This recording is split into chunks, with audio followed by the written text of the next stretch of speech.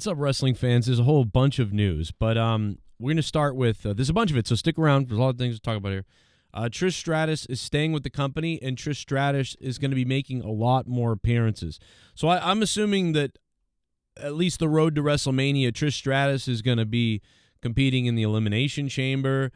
She's going to be appearing on several of the televised shows, and then she's going to be at WrestleMania. So Trish Stratus is in it until the WrestleMania season, and actually maybe beyond. That's the sort of the rumor about that. So that'd be fun to have Trish Stratus back to do things. And you know, I do think she's obviously losing a bit of a step, getting older, but she looks so great. Like, she looks good. But once she gets herself back up into that form, we'll see what happens going forward. Plus, the Bella twins are rumored to be both coming back. We know Nikki Bella's back for sure, so they're back into it. So the female roster is kind of getting a little bit of a bolster here, a little a lift up. In a recent short, I talked about Drew McIntyre and LA Knight. Drew McIntyre was upset that the elimination was botched at the Royal Rumble, and he flipped out backstage, I guess, allegedly, and said all this stuff, and he had to get his stuff in. And then LA Knight came out on SmackDown and said, let me get my stuff in.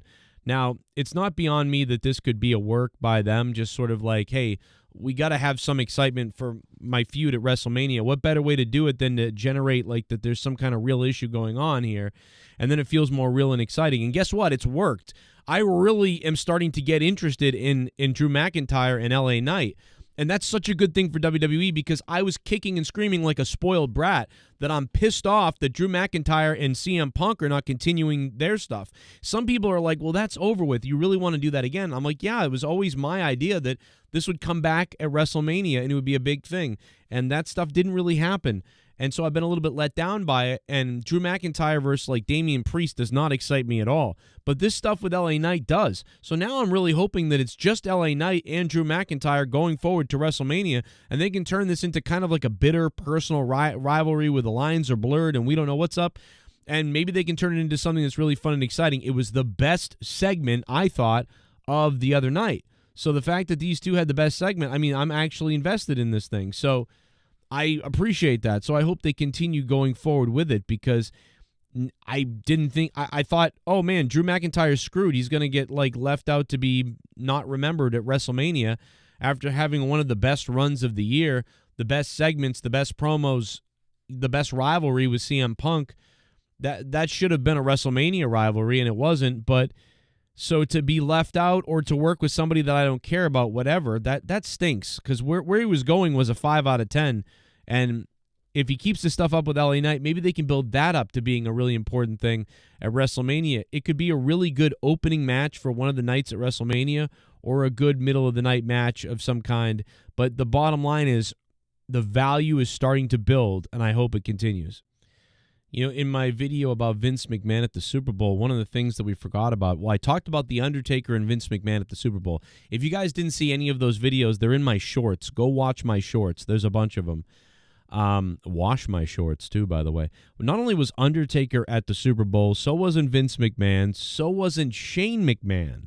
I don't know if they were all sitting together. I'm not sure that Shane and Vince would actually sit together, because I don't know if Vince McMahon really likes his son at all, but I don't know. So I'm not sure, but AEW people were there too. Tony Khan was there, Mercedes Moné, and so many other celebrities and wrestlers from AEW, WWE.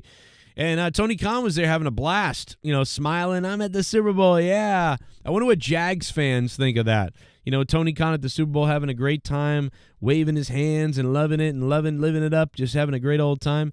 Meanwhile, the Jags suck, and your owner's just smiling away, having a great time at the Super Bowl. It's got to piss some of those fans off. It's just got to. Plus, big news with Malakai Black. I talked about it in the other video, man. The guy his contract expired with AEW. He's a guy who had some mild success in WWE. Great entrance, great theme, great potential. And before that potential ever really lived up to itself, he jumped ship over to AEW, and he actually didn't do any better there. He did probably worse. So Malakai Black in AEW is about a 4 or 5 out of 10. Never remember him, never noticed him really. But in WWE, Malakai Black in NXT was about a 7 out of 10, maybe even more. But certainly at least a 7 out of 10, and on the main roster less, maybe 6. But then he trended even downward even further when he went to AEW. So maybe Malakai Black can come back to the WWE with that epic entrance, start looking cool again, be this character, this ominous person, and things will work out for him. But certainly they did not work out when he went to AEW. But his contract's up. Will WWE value him? Will NXT value him? Will Triple H value him? Did he leave because of Vince McMahon? And maybe Triple H knows that, and so maybe then he's got plenty of reason to come up there. I saw Chris Jericho the other day on the Chris Van Vliet podcast. I talked about some of that, clipped some of that. Chris Jericho claims some top talent are making $30 to $40 million a year. I think this article is a little misleading because Jericho was on the podcast with Chris, and he said with Van Fishfillet, and he said he's like, yeah, man, when I went to AEW, that opened up people's wallets. Like, they paid for me, and then WWE had to open up their wallets. And Jericho's not wrong. Jericho really helped create, a lot of this sort of negotiations, although it's really AEW that created it. But Chris was the first one where it was like, wow, we've got to pay for this talent to get him here. But then Jericho was like, yeah, back in the day, man, Vince McMahon had a limit on you could only pay a guy $1 million. He wouldn't pay up more than $1 million for anybody. And that was his rule, and then he goes, but nowadays you see people, they're making $30, $40 million. And then sort of Chris Van Vliet sort of went like, what? Really? Wow, the top guys are making 30 or 40 million? And Jericho was like, yeah, well, like 15, 20 million, a few of them. And so anyway, so I said all that to tell you that I just think that Jericho kind of like oversold it. Whether it's the Carney and Chris or he was over-exaggerating. But he did catch himself because he went, well, 15, 20 million. So I think Chris was overselling it, which is fine. That's not a problem for him to oversell it like that. But he went back and changed it. But this article makes it seem like he really said 30 to 40 million. And although he did, and if you clipped it, it would have him saying that, he really backtracked on it a little bit without clarifying. And maybe he doesn't really even know, but I from what I've seen, the biggest WWE superstars would make like 10 to 15 to million dollars, Now, could The Rock making appearances be making $40 million? Maybe The Rock is making $40 million and Cena's making $20 million. Maybe. I don't know. So, but it seems like he backtracked on that for the most part. And the truth is somewhere in the $10-15 million mark for the top superstars. Roman Reigns is making, what is Roman Reigns making? I don't know, 8, 12, something like that, $1 million for a couple of years, 3 years. So I don't know. But either way, I think that was slightly misquoted in the article, which is a little clickbaity. Plus the Macho Man Randy Savage commercial, that was pretty cool. I actually think there was a couple of them on the Super Bowl. What? They were all Bosch commercials.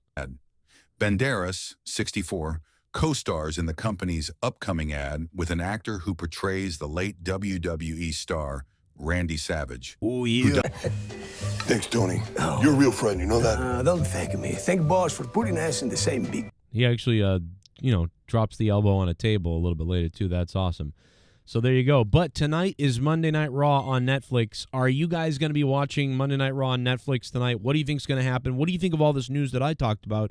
I will pin the best comment to the top of this video. So, guys, I'll see you tonight. My name's Joe Cronin. This is the Joe Cronin Show. Subscribe, become a member, paypal.me/Joe Cronin Show. You want to help out, leave a comment, leave a like, leave your social security number. I don't know.